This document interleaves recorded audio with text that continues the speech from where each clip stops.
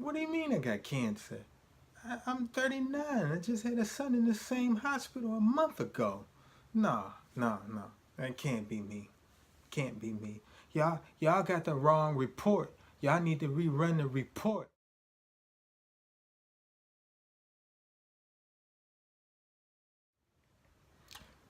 Welcome to another episode of I Dream of Ned. I am your host, Keilandcurtis. I'm back again with more information pertaining to cancer.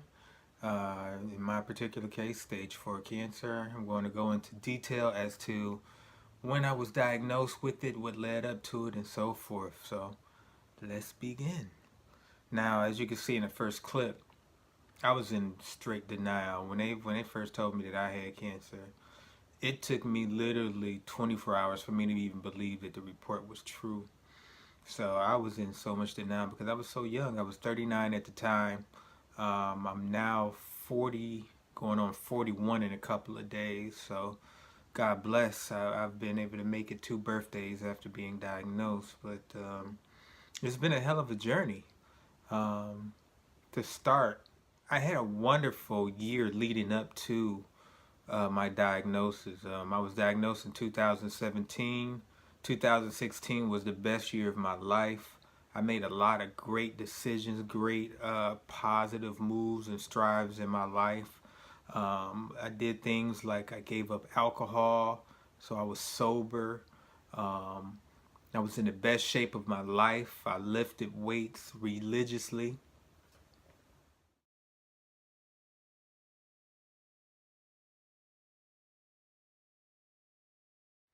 And I had a newfound fondness for just spreading love and being more righteous with myself and others.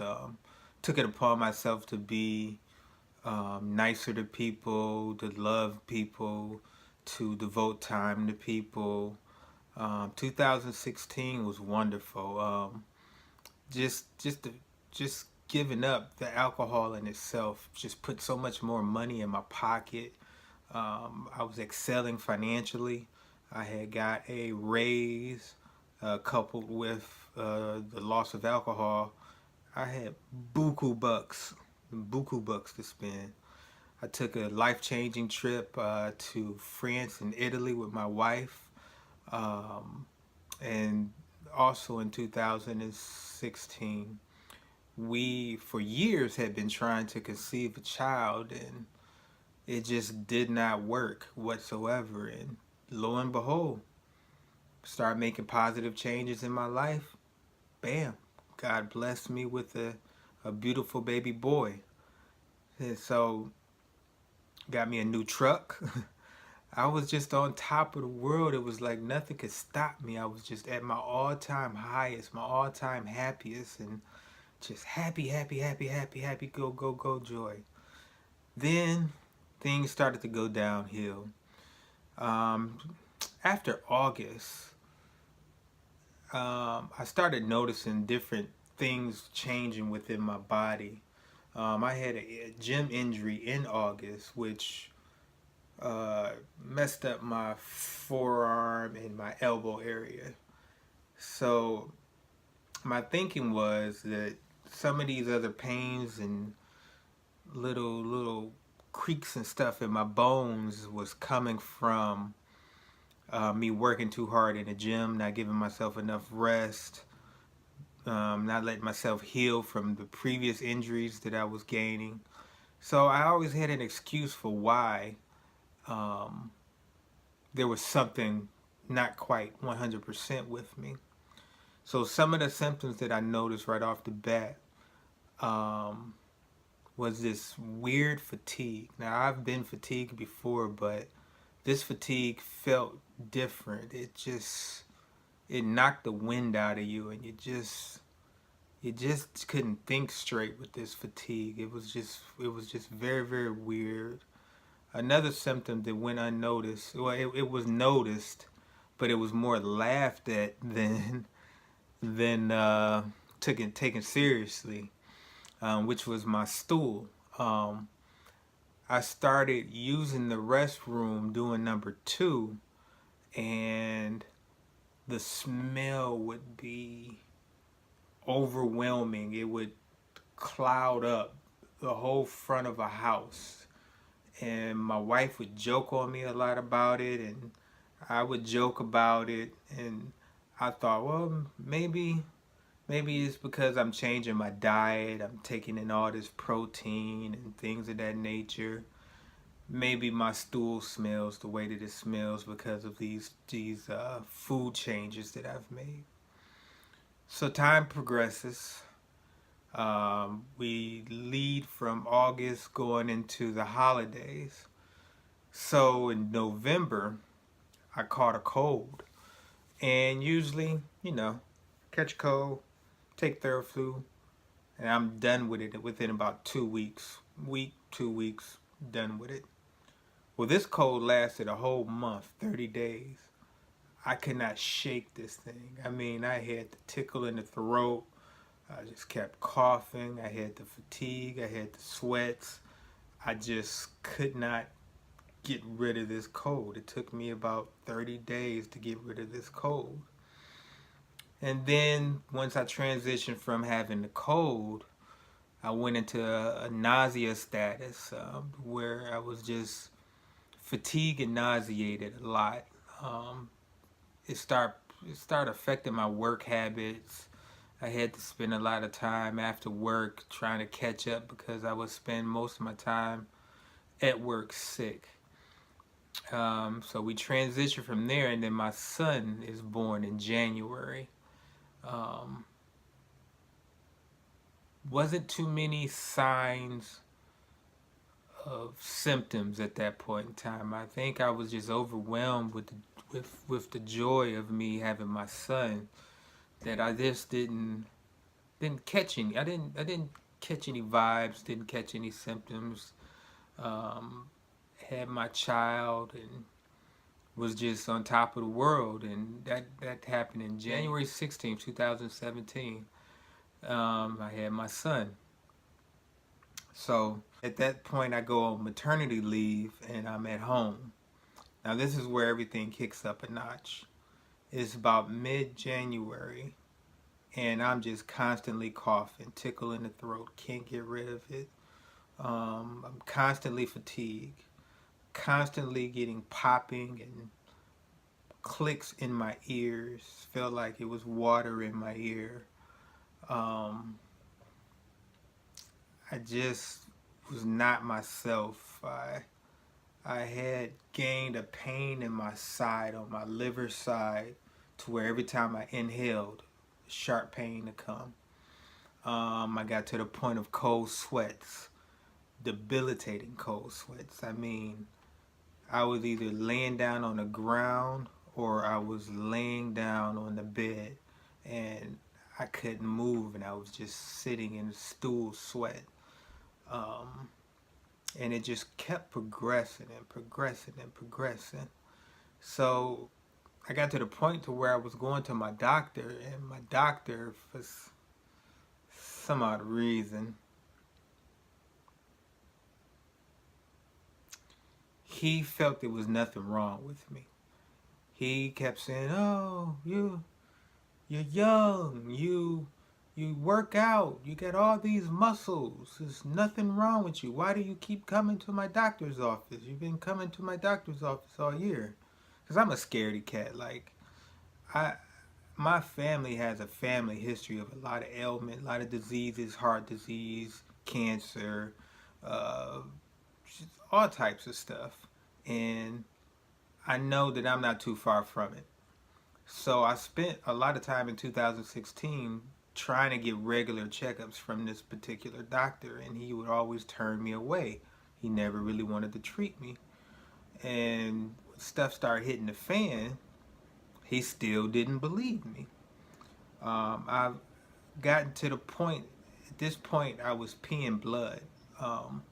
My urine was as dark as a ale beer. It was dark, like very, very dark. I used to call it Texas Gold.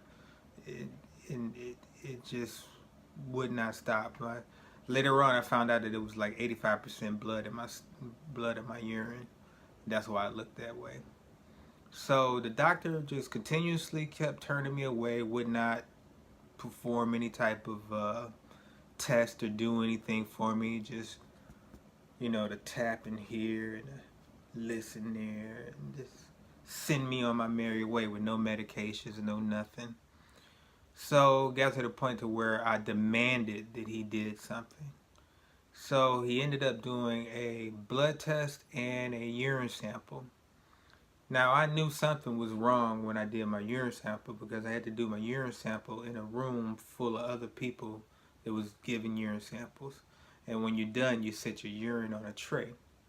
Well, my urine looked so much different than all the urine on the tray. It was so dark. It just stood out. And I knew it was something wrong. So, but I couldn't do nothing about it. So I went home, got some rest, got up the next day ready for work. And that's when everything hit the fan. I was struck down by severe fatigue and nausea. My skin complexion had changed to a orangish yellowish color. My eyes was an orangish yellowish color. And I somehow managed to still go to work. I drove to work. I somehow managed to walk through the parking lot. Somehow managed to go up the elevator. Somehow managed to find my desk. And I remember logging in, putting my head down, and my boss called me to come to his office, and I told him I can't, and he's one of those headstrong bosses where you don't tell him no. And he said, "What?" And he comes out there and he lifts my head up, and he sees all the yellowness and different colors and stuff, and he says, "You got to get the hell out of here and go to the hospital. You are in jaundice." And lo and behold, I was in full jaundice, full liver failure. So I go home, wife takes me to the hospital. They do an ultrasound, they do a blood test, and the blood test, and then they do a urine sample. Now the urine sample is sitting on the counter, and everybody that comes in the room is going, "Ooh, that does not look good. That urine does not look good." Me thinking, because I had did all my Google searches before going to the hospital, leading up to me going up to the hospital, everything about my urine said cancer, cancer, cancer, cancer, cancer, cancer, cancer. I found one thing that said gallstones. That's what it is. Gotta be gallstones. Ain't no way I got cancer. Every page in this Google search says cancer, and it's just one little insert that says gallstones. That's it, buddy. I got gallstones. So they ran all the tests, and we're in there, my wife breastfeeding, and well, she's pumping to breastfeed. And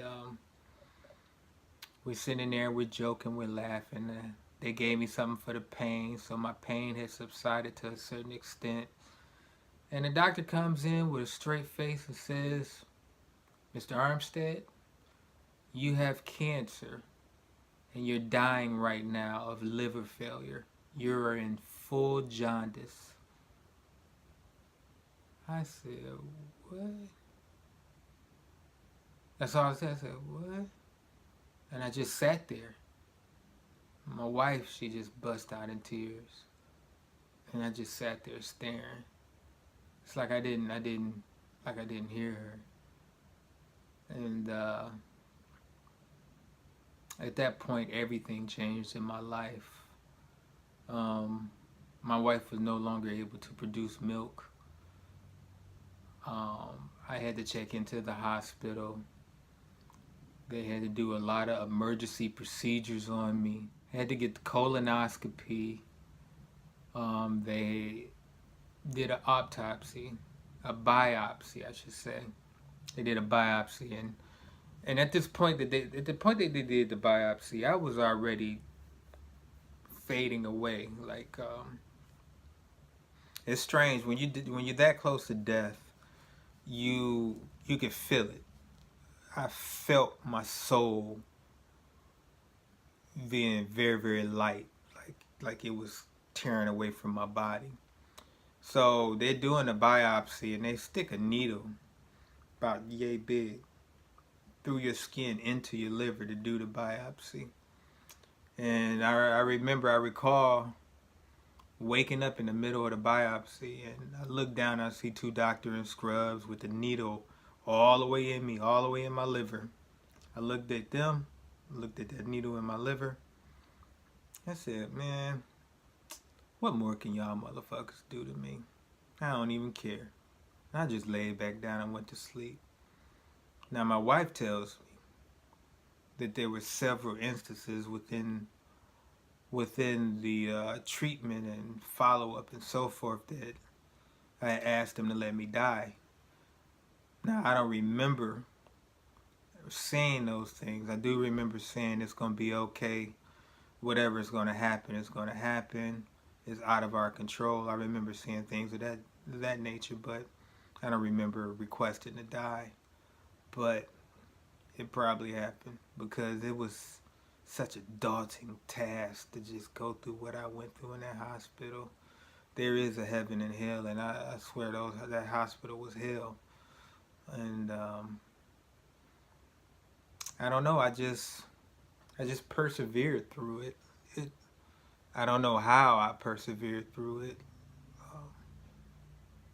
Guess God didn't feel fit to call me at that point in time, because they did all their procedures and did everything that they needed to do and set me up to where I was still living, even though hours before they had told my family to go in and say goodbye to me, that I wasn't gonna make it 24 hours. They said I was on my way out, but I managed to make it through that. They did a couple more procedures and they discharged me from the hospital. Now, when they discharged me from the hospital, they told me I had 30 days to live. I'm going on 2 years surviving this diagnosis. Somehow I made it. I just remember being out of the hospital, being in my bed, scared to go to sleep at night, feeling my soul just hanging on by a thread. It's very scary, but what I've learned through all of this process is that you can't approach this thing with fear. You have to approach and deal with this situation as the situation comes to you, and you have to have a sense of bravery when it comes to this, knowing that you can die at any moment, because you can't live in the fear. The fear itself will kill you. I went through a lot to be here. I managed to make it through almost 2 birthdays, going on 2 winters, 2 of my son's birthdays, and I know tomorrow's not promised. This thing could change on me in an instant. I feel pretty good so far. My spirits are high. God is on my shoulders. And I feel a lot of love in my heart. Now, when I tell you the hospital is hell, I'm specifically talking about Providence Hospital in Novi. That's where my son was born at. And